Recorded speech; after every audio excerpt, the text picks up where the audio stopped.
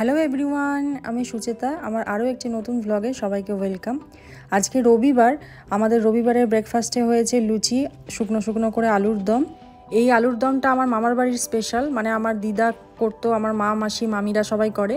আর সাথে আছে মিষ্টি। আমাদের সবার আগে আজকে ছেলে স্নান করে নিয়েছে, সেজন্য ওকে বললাম তুলসী গাছটাতে একটু জল দিয়ে দিতে আর মঞ্জুরিগুলো একটু ছিঁড়ে টবের মধ্যেই ফেলে দিতে। ওপর থেকে ছিঁড়ে দাও, একদম নিচেরটায় ধরো। হ্যাঁ, এই টবের গোড়াতে রাখো, তাহলে ওইগুলোর থেকে আবার গাছ বেরিয়ে যাবে। আজকে হাজব্যান্ড অফিসিয়াল কাজে দেশের বাইরে যাচ্ছে, তো লাঞ্চ করে বেরোবে। আজকে লাঞ্চে বানাচ্ছি মোচা চিংড়ি।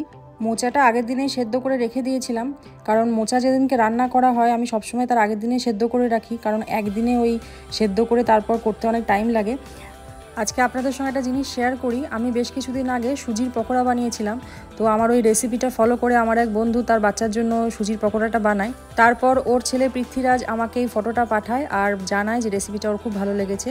Thank you Prithviraj, thank you Pampa আমার রেসিপি ট্রাই করার জন্য আর আমার ভিডিওটা দেখার জন্য। আমার ভিডিওটা ভালো লাগলে শেয়ার করে দিও, লাইক কমেন্ট করো। হ্যাঁ, এবার রেসিপিতে আসি। আগের দিন নেস্টো থেকে যে মোচাটা কিনেছিলাম সেটার দাম নিয়েছিল ওই 3.5 দিরাম মতন, মানে ইন্ডিয়ান কারেন্সিতে ধরুন 80 টাকা মতো। আমাদের এই মোচা, থোর, কচু এই রেসিপিগুলো খুব সম্ভবত শনি রবিবার করেই হয়, কারণ হাজব্যান্ড যেহেতু অফিসে লাঞ্চ নিয়ে যায়, তো সেই দিনগুলোই এই ধরনের খাবারও ক্যারি করে না। কলকাতার অফিসে যখন ছিল তখন এই ধরনের খাবার নিয়ে যেতে কোনো সমস্যা ছিল না, কারণ ওখানে বেশিরভাগই সব বাঙালি ছিল বা এই ধরনের খাবার তারাও খেতে অভ্যস্ত ছিল সবাই মোটামুটি। কিন্তু এখানকার অফিসেও কোনোভাবেই এই ধরনের খাবারও ক্যারি করবে না বলেই দিয়েছে আমাকে প্রথম থেকে। আগের দিন নেস্টো থেকে আম নিয়ে এসেছিলাম, একটু কেটে রাখি, ভাতের সময় সবাই মিলে খাবো। এই আমটা হচ্ছে ইয়েমেনের আম। আগের একদিন নিয়ে এসেছিলাম, আমটা না ভীষণ মিষ্টি। প্রথমে যখন কিনেছিলাম একটু ভয়ে ভয়ে কিনেছিলাম যে কী জানি মিষ্টি হবে কিনা। গায়ের রঙটা পুরো লাল টুকটুকে, আর খেতে হচ্ছে আমাদের দেশে যেরকম ল্যাংড়া আমটা হয়, একটু রোঁয়া ওঠা থাকে আর খুব মিষ্টি হয়, এই আমটা ঠিক একদম ওই রকমই খেতে, খালি বাইরেটা দেখতে লাল আর আমাদের দেশের ল্যাংড়া আমের গাটা সবুজ রঙের হয়। ব্যাস এইটুকুই যা পার্থক্য, টেস্ট কিন্তু একই। এদিকে মোচা চিংড়িটা অলমোস্ট রেডি হয়ে গেছে, এবার একটু ঘি দিয়ে নামিয়ে দেবো। আজকে বেশি কিছু রান্না সেরকম করার নেই, ডাল করা আছে আর এই মোচার তরকারি, আর তার সঙ্গে একটু পাঁপড় ভেজে নেব আর আম আছে। এই পাঁপড়গুলো সেদিন নেস্টো থেকেই নিয়ে এসেছিলাম। কি সুন্দর রুটির মতন ফুলেছে দেখুন এই পাঁপড়টা। এই পাঁপড়গুলো খেতে কিন্তু খুব সুন্দর। চলুন লাঞ্চ করে নিই, হাজব্যান্ড খেয়ে দিয়ে বেরোবে। ছেলেও বাবার সঙ্গে নিচে যাচ্ছে, বাবাকেও গাড়িতে তুলবে আর তার সাথে বাবাকেও একটা ললিপপ কিনে দেবে বলেছে, আর বাবা ওকে বলেছে একটা ললিপপ কিনে দেবো। এই যে আদরটা দেখছেন, এই বাবা যখন ট্যুরে যায় তখনই এই আদরটা দেখা যায় ছেলের। বাকি সময়টা তো বাবাতে ছেলেতে সারাক্ষণ ঝগড়া করে। এক এক সময় ভাবি ওদের ঝগড়াটা ভিডিও করে রাখি, আর ওদের দুজনের ঝগড়ার মাঝে আমি হয়ে যাই পঞ্চায়েত প্রধানের মতন, মানে দুজনেই এসে আমার কাছে নালিশ করে আর আমাকে দুদিক বজায় রেখে চলতে হয়। চলুন, এদিকে ডিশওয়াশার থেকে বাসনগুলো বার করা হয়নি, ভালো বাসনগুলো বার করে আজকের খাবারের বাসনগুলো দিয়ে দিই, তাহলে সিঙ্কটা একটু খালি হয়ে যাবে। এখন মেশিনটা চালাবো না, সেই রাত্রিবেলায় চালিয়ে দেবো, কারণ সারাদিন জমতে থাকে, তারপরে একসঙ্গে চালাই, অনেকগুলো বাসন হওয়ার পরে চালাই। আমাকে কয়েকজন মেসেজে জিজ্ঞেস করেছিলেন যে ডিশওয়াশারের সুবিধা অসুবিধা কি কি আছে, মানে আদৌ কি বাসন পরিষ্কার হয় কি না হয়, এই নিয়ে আমাকে একজন রিকোয়েস্টও করেছেন যে সে তার মাকে দেখাবে, একটা ভিডিও বানানোর জন্য আমাকে বলেছেন। প্রথমেই বলবো ডিশওয়াশারটা কিন্তু সত্যিই খুব কাজের জিনিস। যেরকম ওয়াশিং মেশিনের কাজ, মোটামুটি বাসনের ক্ষেত্রে ডিশওয়াশারটা ঠিক একইভাবে কাজ করে।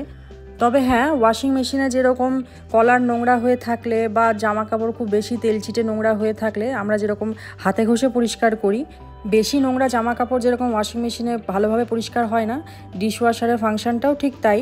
মানে ধরুন খুব তেল মশলা জাতীয় বাসন বা কোনো বাসন হয়তো পুড়ে গেছে, সেই ধরনের বাসন কিন্তু আপনাকে স্কচ ব্রাইট দিয়ে হাতে ঘষেই পরিষ্কার করতে হবে। তাছাড়া নর্মাল বাসনের জন্য ডিশওয়াশার বেস্ট, মানে ধরুন আপনার বাড়িতে বেশি মেম্বার, তো তার জন্য বেশি বাসন তো হয়েই থাকে আমাদের। তবে ডিশওয়াশারে বাসন মাজার জন্য কয়েকটা জিনিস একটু মাথায় রাখতে হয়। যেরকম ধরুন সাবানের ক্ষেত্রে ডিশওয়াশারের জন্য স্পেসিফিক সোপ আছে, সেটাই আপনাকে ব্যবহার করতে হবে।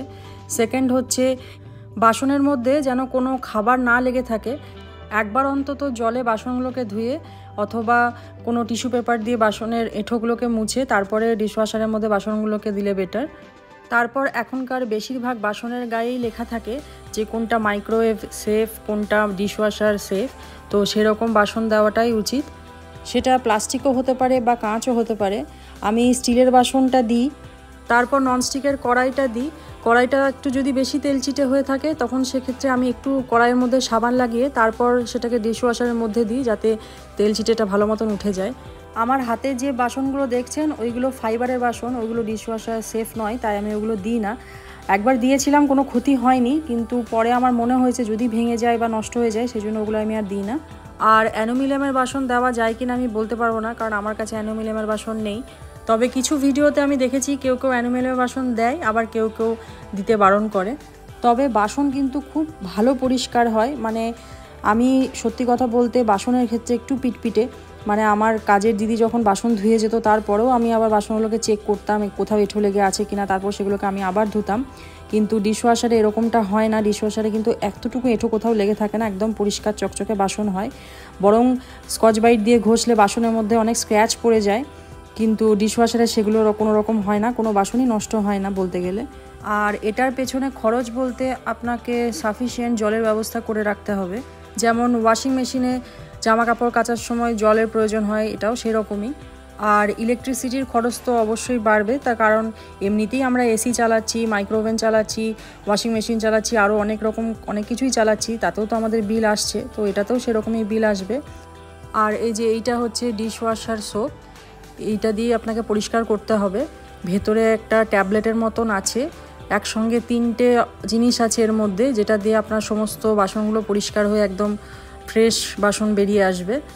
তো এটারও একটু দাম আছে, কারণ নর্মাল যে বাসন মাজার সাবান পাওয়া যায় তার থেকে অবশ্যই এটা একটু বেশি দাম। এই যে এইগুলো হচ্ছে আমার মাজা বাসন, যেগুলো আমি প্রথমেই বার করে নিয়েছিলাম, সেগুলো একেবারে চকচকে তকতকে বাসন। আর এইগুলো স্টিলের বাসন। স্টিলের বাসনগুলো কতটা পরিষ্কার হয়েছে একবার দেখুন, একদম শাইন করছে পুরো। আমি হাতে মেজেও এতটা পরিষ্কার করতে পারি না ডিশওয়াশারে যতটা পরিষ্কার হয়েছে। আর বাসনগুলো একদম শুকনো হয়ে বেরোয়, জল একদম থাকে না বললেই চলে। এই দেখুন এই বাটিটা আমি যে ভিডিও করছি সেটাও পর্যন্ত দেখা যাচ্ছে আমাকে, এত পরিষ্কার চকচকে হয়েছে। ডিশওয়াশার নিয়ে কারোর মনে যদি আর কোনো রকম প্রশ্ন থাকে অবশ্যই কমেন্ট করে জানাবেন, আমি চেষ্টা করব সেগুলোর উত্তর খুঁজে বের করার। যাই হোক, আমার এখন ফ্রি টাইম, তাই আমি একটু নেল পলিশ করতে বসেছি। ভিডিওটা কেমন লাগলো অবশ্যই কমেন্ট করে জানাবেন, ভালো লাগলে লাইক শেয়ার করে দেবেন। দেখা হবে খুব তাড়াতাড়ি পরের আরেকটি নতুন ব্লগে। সবাই ভালো থাকবেন, সুস্থ থাকবেন।